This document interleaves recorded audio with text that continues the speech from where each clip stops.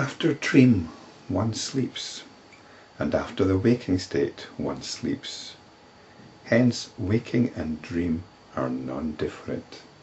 The conclusion here might seem to be a little less than watertight. Sleep here is referring to deep sleep.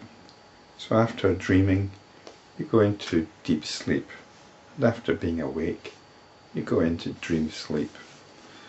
We have these periods where we're in deep sleep, and then we come out of it. We either come out of it into a dream, or we wake up. Waking and dream are being described as non-different because they both arise from deep sleep. In fact, we can argue perhaps that there's no essential difference between all these three things. Two of them come out of the one. So there are only distinctions that we make in retrospect in accordance with our cognitive discriminations.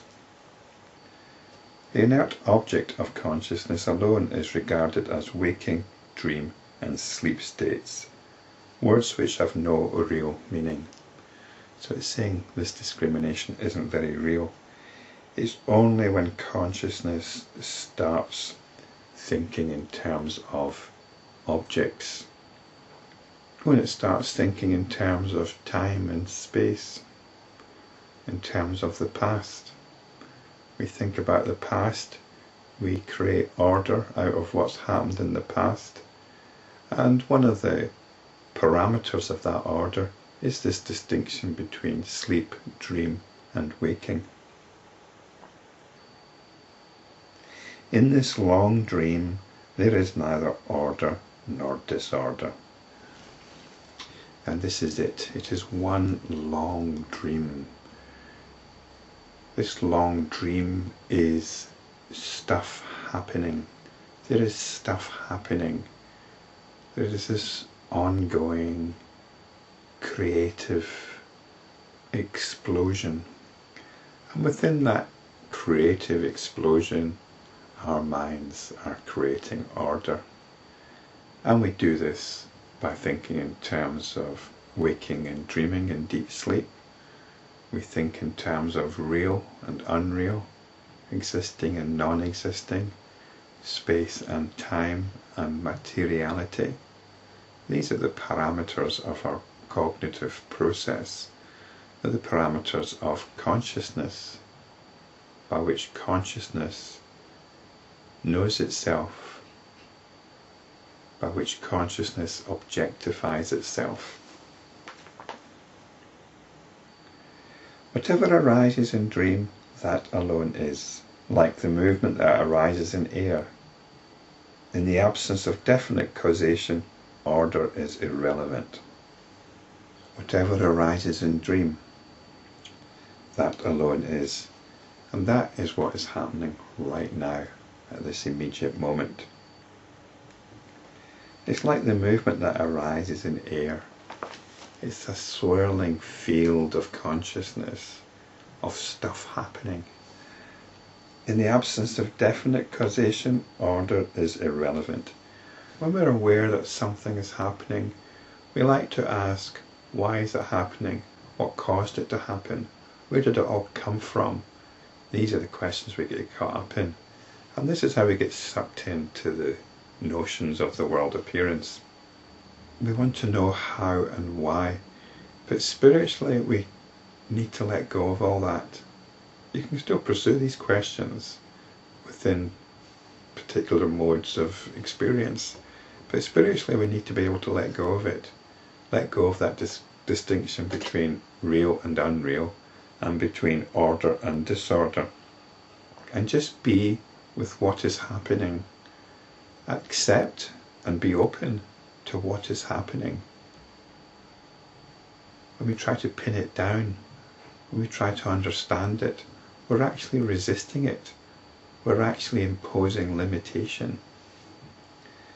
So spiritually, in order to appreciate consciousness in its essence, let go of all that. Let go of notions of causation and the importance of order. Even so is the entire creation devoid of definite causation. That's the bottom line. This is the essence of consciousness. Whatever an object appears to be, that it is. And this is the world order. So we don't need to think any more about it. Just stop there. Whatever is, and this is the world order. This is what's called niyati.